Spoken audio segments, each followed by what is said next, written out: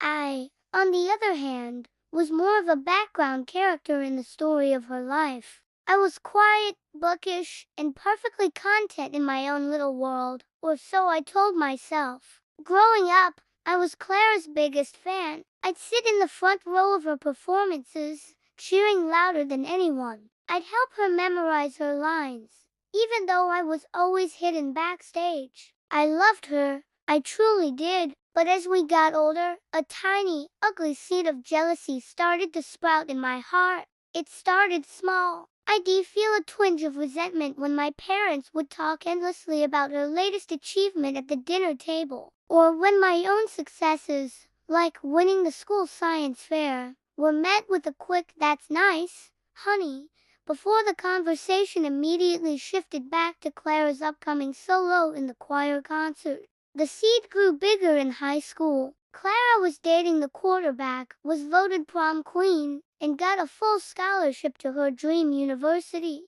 I was me. I had a small, loyal group of friends, got good grades, and was accepted into a decent local college. It was a good life, a normal life. But next to Clara's dazzling existence, it felt dull and gray. The jealousy was no longer a tiny seed. It was a thorny vine, wrapping itself around my heart, squeezing tight. I started to do things I'm not proud of. I'd make sarcastic comments under my breath about her perfect life. When she'd call me, excited about some new opportunity, I'd find a way to poke holes in it, to bring her down just a little. I'd say things like, "Are you sure you can handle that?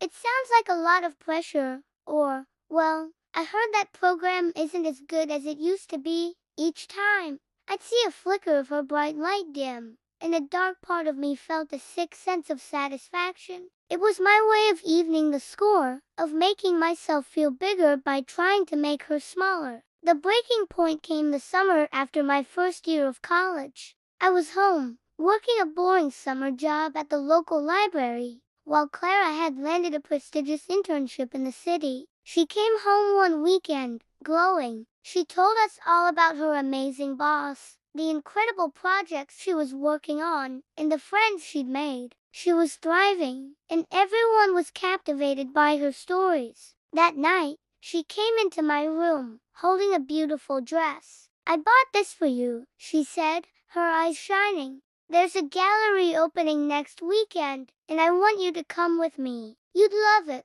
There are so many interesting people I want you to meet." Instead of gratitude, all I felt was a hot surge of anger. "Why?" I snapped. "So you can show me off like some sort of charity case? Look, everyone, this is my boring little sister. I'm trying to give her a taste of a real life." The smile vanished from Clara's face. Her expression crumpled, and for the first time, I saw genuine hurt in her eyes.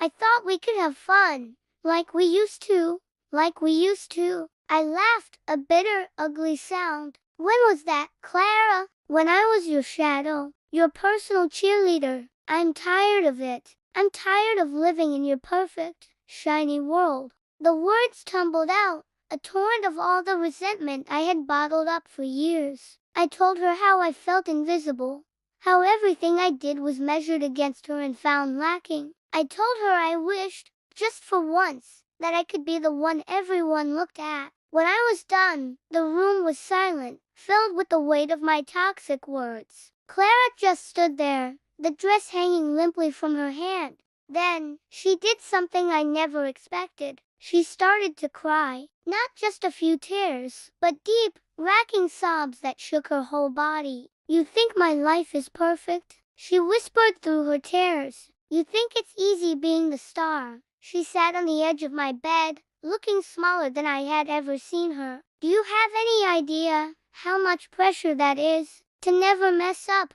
to always be smiling, to always meet everyone's expectations?"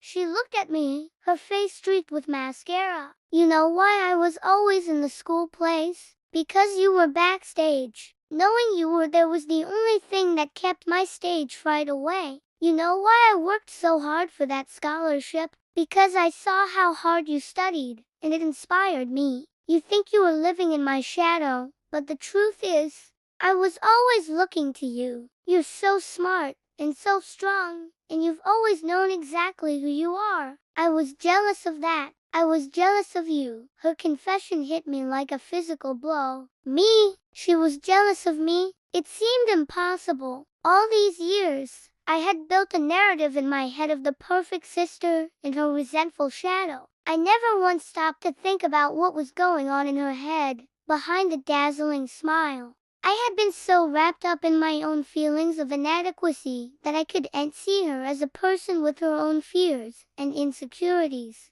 In that moment, the thorny vine of jealousy around my heart finally loosened its grip. I saw my sister not as a rival, but as the person who had been my first friend. I saw all the times she had tried to include me, not out of pity, but out of genuine love.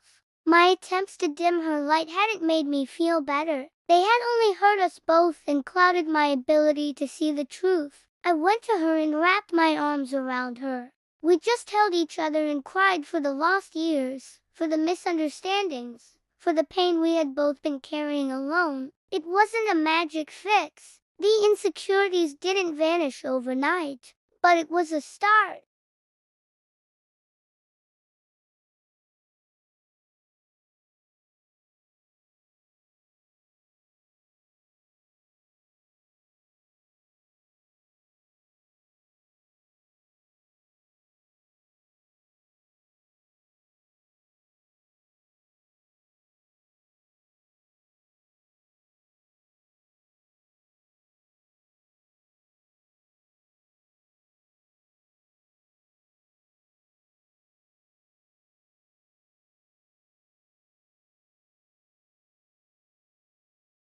Thank you so much for listening to my story. If you've ever felt like this, remember to be kind to yourself and to talk about it.